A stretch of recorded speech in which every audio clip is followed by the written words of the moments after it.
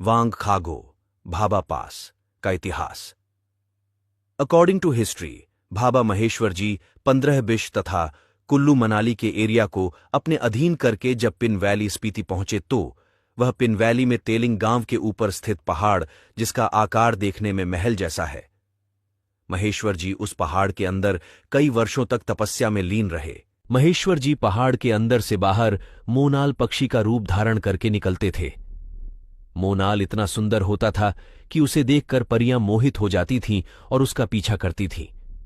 परियों से बचने के लिए महेश्वर जी खर गांव में एक छोटे से सुरंग से अंदर चले जाते थे, जो सीधा तेलिंग गांव में उसी पहाड़ तक पहुंचता है। इस सुरंग को आज भी खर गांव में देखा जा सकता है। यह सुरंग मात्र 1 फुट ही चौड़ा तथा ऊंचा है।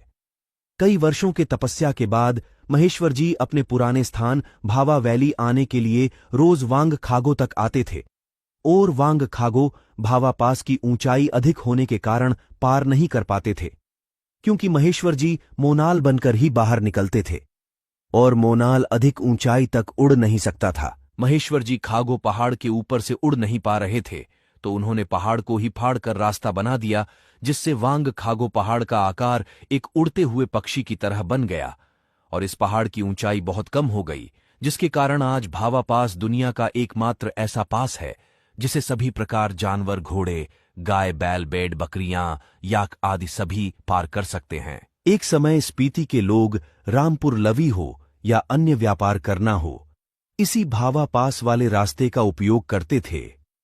पिन वैली और भाभा वैली के लोगों के मध्य काफी सारी वस्तुओं का व्यापार होता था, जैसे कि उन गर्म वस्त्रों आदि के बदले में भाभा से स्पीति के लोग उल्गा जो आदि अनाज ले जाते थे। आज भी पिन वैली के लोग अपने मकान इत्यादि बनाने के लिए लकड़ भाभा वैली के जंगलों से ले जा सकते हैं और जंगलों का इस्तेमाल कर सकते हैं, तथा भाभा वैली के लोग भी पिन वैली के जंगल का इस्तेमाल कर सकते हैं।